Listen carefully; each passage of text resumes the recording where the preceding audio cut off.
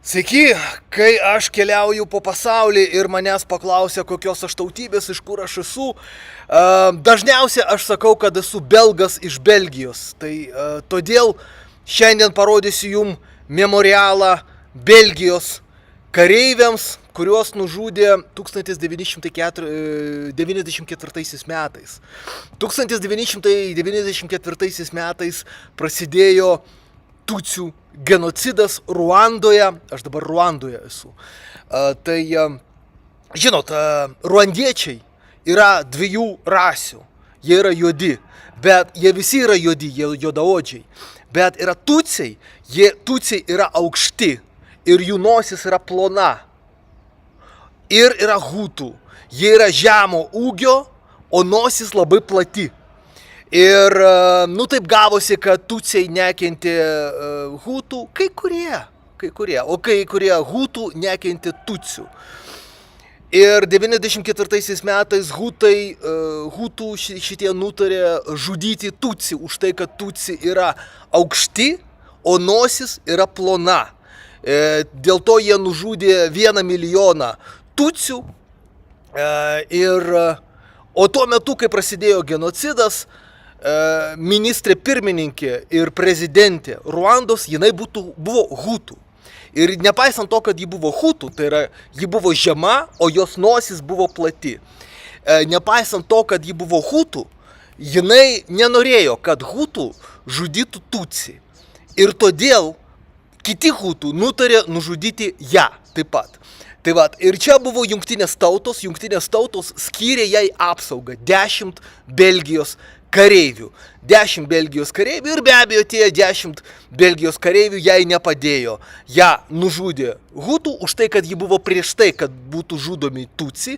Ir kartu be abejo nužudė ir mano tautiečius 10 belgų. Čia yra pastatas, čia mes matom kulkų pėdsakas.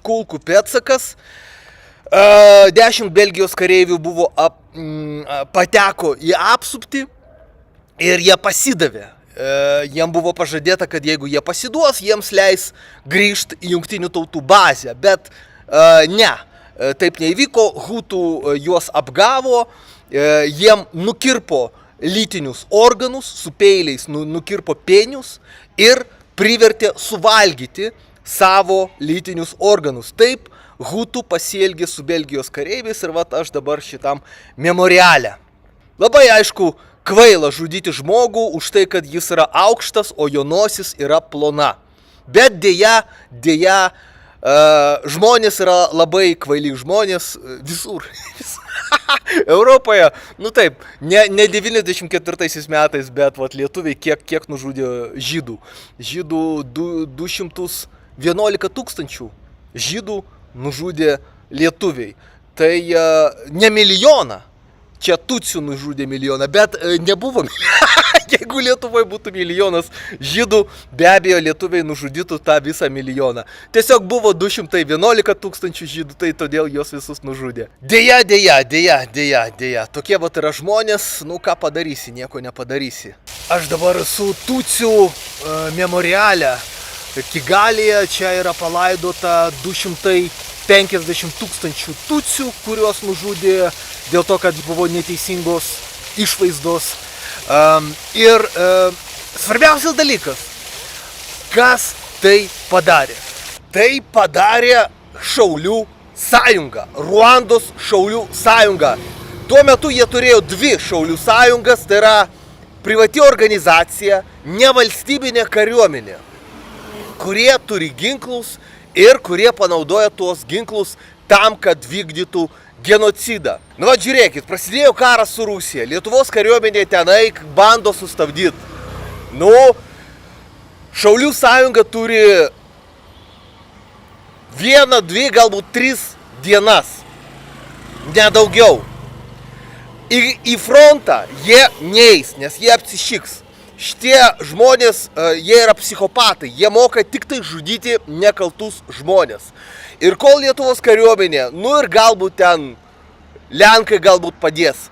Tas 3 dienas Lietuvos Šaulių sąjunga turės žudyti nelojalius piliečius. Kaip sakė mano vaikystės draugas Laurinas Kasčiūnas, kariuomenė negali žudyti nekaltų žmonių, nes tada tarptautinė bendruomenė, Jungtinės tautos, Europos Sąjunga, NATO pasakys Lietuvai. Taigi jūsų kariuomenė žudo civilius, žudo nekaltus žmonės. Todėl mes jūs smerkiam ir mes jūsų neremiam, reikit jūs velniop į Rusijos sudėtį.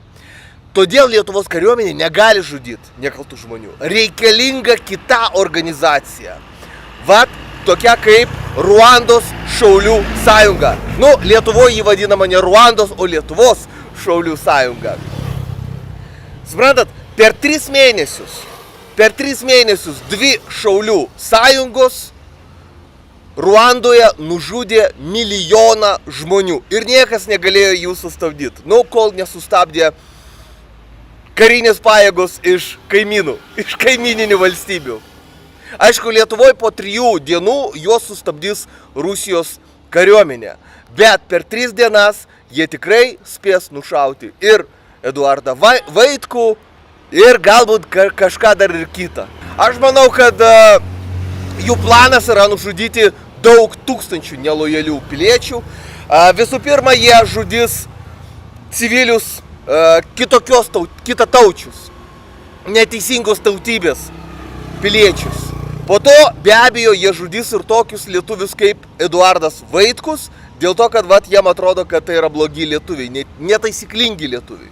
Tai būtent todėl labai svarbu sustabdyti šitą blogį Lietuvos šaulių sąjungą. Todėl, kad ji yra sukurta pagal Ruandos šaulių sąjungos pavyzdį.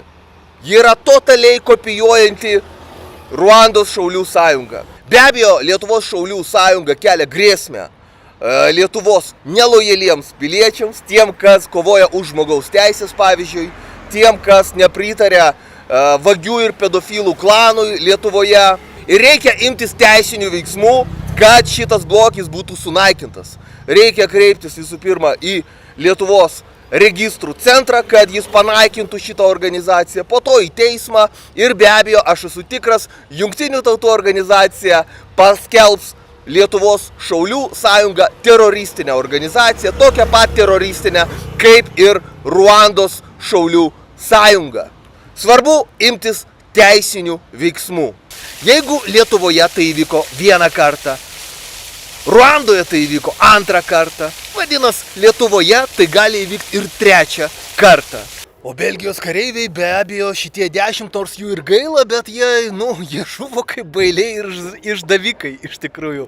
Tai ką, jiem davė saugot laikiną prezidentę Ruandos, puola šaulių sąjungą ir Belgijos šitie 10 kareivių jie nutarė atiduoti prezidentę, kad ją išprievartautų ir nužudytų.